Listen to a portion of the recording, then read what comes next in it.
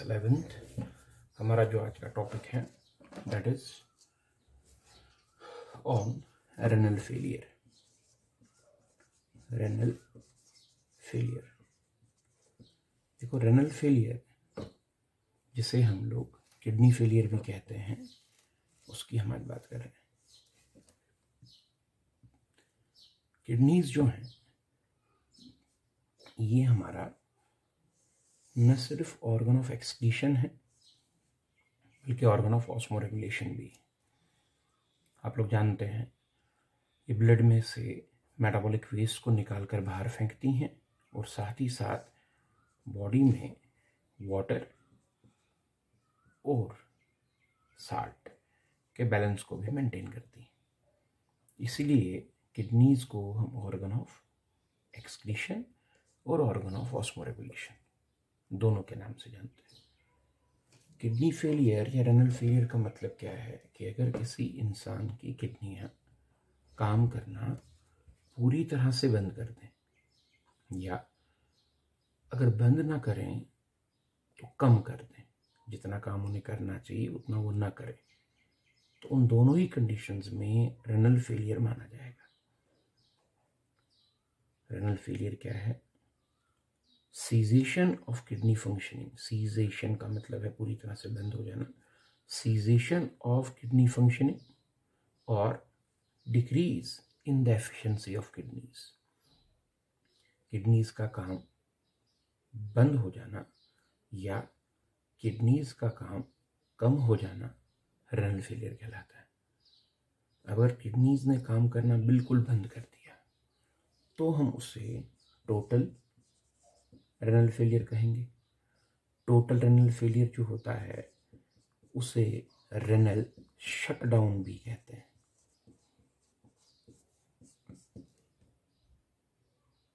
Total renal failure को renal shutdown भी कहते हैं। और अगर किडनीज काम करें लेकिन जितना काम करना चाहिए उतना ना करें, उससे कम करें, तो हम उसे पार्शियल रेनल फेलियर कहते हैं। वो तो अंडरस्टूड ही है कि टोटल रेनल फेलियर जो है वो ज़्यादा खतरनाक होगा पार्शियल रेनल फेलियर के मुकाबले में। तो एक रेनल फेलियर को क्लासिफाई करने का ये तरीका है कि क्या रेनल फेलियर टोटल है या पार्शियल है। टोटली काम करना बंद कर गई हैं तो टोटल रेनल फेलियर, जिसे रेनल शटडाउन भी कहेंगे, और काम कर रही हैं लेकिन कम कर रही हैं तो पार्शियल रेनल फेलियर। दोनों में से टोटल रेनल फेलियर ज़्यादा खतरनाक होगा। एक क्लासिफिकेशन ये है।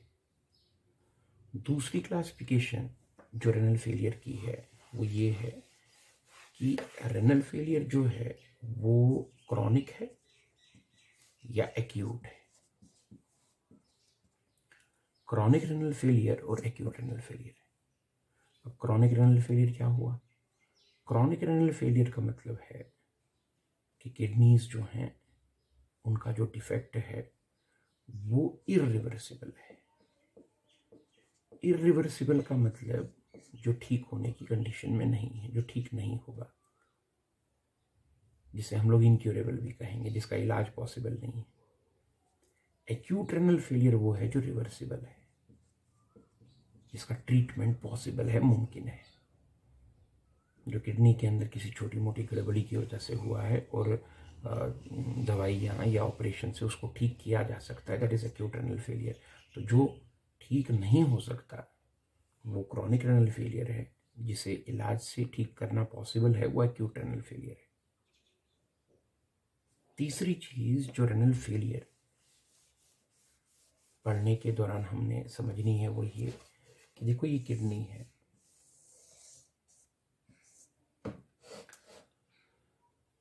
किडनी का काम ब्लड को साफ करने का, ब्लड में से मेटाबॉलिक वेस्ट निकाल कर बाहर फेंकने का है।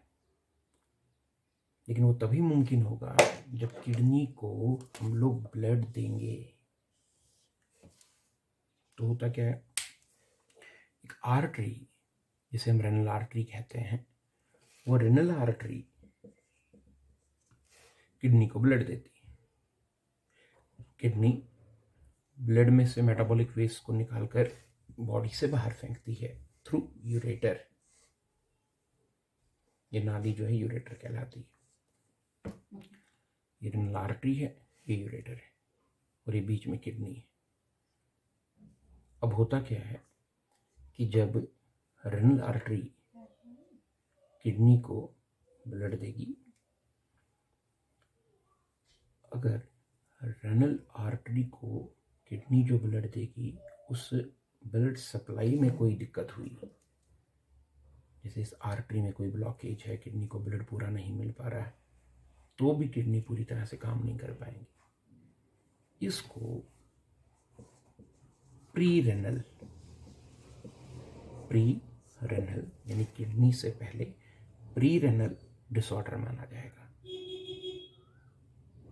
और अगर किडनी ब्लड में से मेटाबॉलिक वेस्ट को फिल्टर कर लेती है और आगे यूरिन के बाहर निकलने में कोई रुकावट पैदा होती है, जैसे यूरेटर्स में, नालियों में यूरिन के बाहर निकलने का जो रास्ता है, इसमें कहीं स्टोन है या इस किस्म की कोई प्रॉब्लम है, तो वो किडनी के बाद का डिफेक्ट है, उसे पोस्ट रेनल फेलियर कहा जाएगा या पोस्ट रेनल डिफेक्ट कहा जाएगा। सो किडनी को ब्लड मिलने में कोई दिक्कत है तो वो प्री रेनल डिफेक्ट है, और किडनी को ब्लड पूरा मिल गया, किडनी ने अपना पूरा काम कर लिया, अब यूरिन को बाहर निकालने में कोई प्रॉब्लम है तो पोस्ट रेनल डिफेक्ट है। तो रेनल फेलियर को स्टडी करते वक्त हमें 3 चीज़ों का ध्यान रखना है। क्या कि रेनल फेलियर जो पेशेंट का है, क्या वो क्रॉनिक है या एक्यूट है,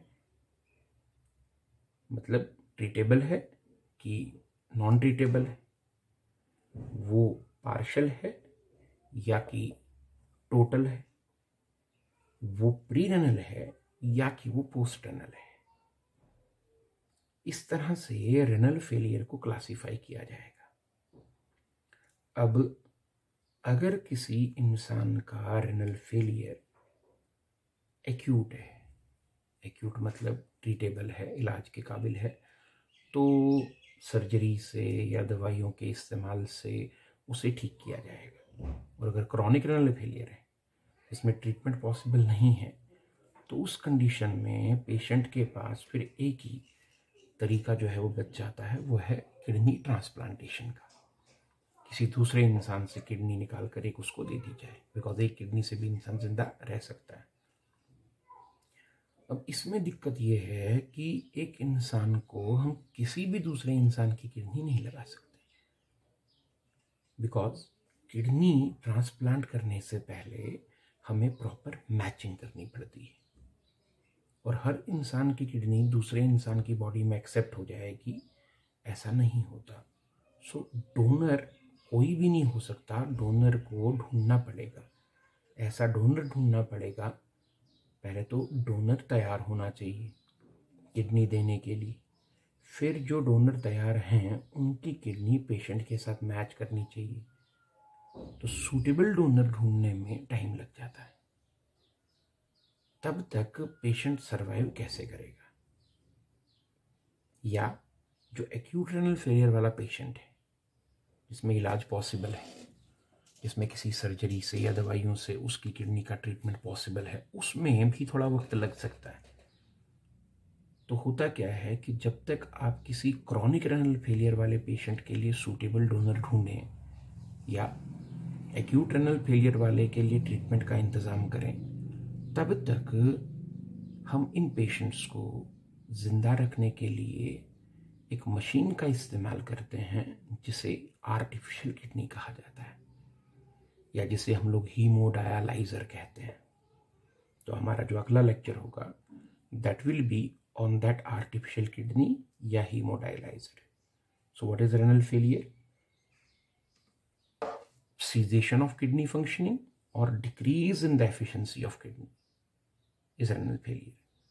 अब रेनल फेलियर प्री रेनल हो सकता है, पोस्ट रेनल हो सकता है, क्रॉनिक हो सकता है, एक्यूट हो सकता है, और जो हमने कहा आपको कि 3 चीज़ें इसमें देखनी हैं, pre renal, post renal, chronic या एक्यूट, और टोटल या पार्शियल।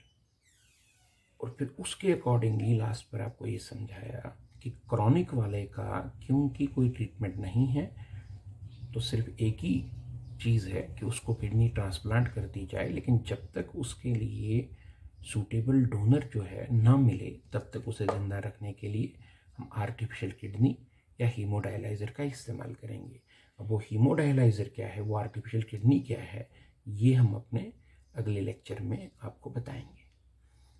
आप में से जिन बच्चों ने नोट्स जो हैं वो ले लिए हैं, उन्हें हम लोग बीच बीच में ये समझा रहे हैं कि अपने जो नोट्स हैं उन नोट्स को आप लोग लगातार पढ़ते रहें। जो टॉपिक आप लोगों को वीडियोस में पढ़ाया जा रहा है उसी टॉपिक को आप लोग जो है अपने नोट्स में जो है वो डिस्कस करें, अपने नोट्स में उनको तैयार करें। एक सिस्टमैटिक मैनर में अपने वीडियोस को नोट्स के साथ मिलाकर अपना सिलेबस जो है वो आगे बढ़ाएं। जैसे आज का हमारा जो टॉपिक है, आप सब बच्चे अपने नोट्स जो हैं वो सामने खोल के रखें। जो आज का हमारा टॉपिक था that is on renal failure oblique kidney failure. इसमें मैं यहाँ से रीडिंग कर रहा हूँ। डिक्रीज और total cessation of functioning of kidney is called renal failure. Renal failure may be chronic, chronic के ब्रैकेट में लिखा हुआ है, या which is irreversible, chronic which means irreversible and the patient needs kidney transplant, क्योंकि chronic वाले के लिए सिर्फ किडनी ट्रांसप्लांटेशन एक ऑप्शन है, kidney transplant operation. Renal failure may also be acute which is reversible. Acute renal failure is of two types, pre-renal and post-renal acute renal failure. Prerenal acute renal failure ये कौन सा है? In this blood supply of the kidney is decreased. और post renal acute renal failure कौन सा है? In which due to the obstruction, ये word obstruction है, in ureter mainly due to stone, discharging of urine is decreased. The patient of acute renal failure need surgery, उसको operation चाहिए, और chronic वाले को तो ट्रांसप्लांट चाहिए। The patient of acute renal failure need surgery till, तब तक both the patients either chronic और acute renal failure are given treatment by artificial kidney और हीमोडायलाइजर। तो जब तक हम क्रॉनिक वाले के लिए सूटेबल डोनर न ढूंढ लें और एक्यूट वाले के लिए इलाज का इंतज़ाम न कर लें, तब तक उन्हें ज़िंदा रखने के लिए आर्टिफिशियल किडनी का इस्तेमाल जो है वो करना पड़ेगा। अब अगला जो टॉपिक होगा that will be on dialysis, या जिसे हम लोग आर्टिफिशियल किडनी के नाम से जानते हैं। लेक्चर के बाद आप अपने नोट्स जो हैं वो साथ में रखें। मैं यहाँ से इन नोट्स की रीडिंग करके आपको इसका जो कंटेंट है ये भी समझाने की कोशिश करूँगा।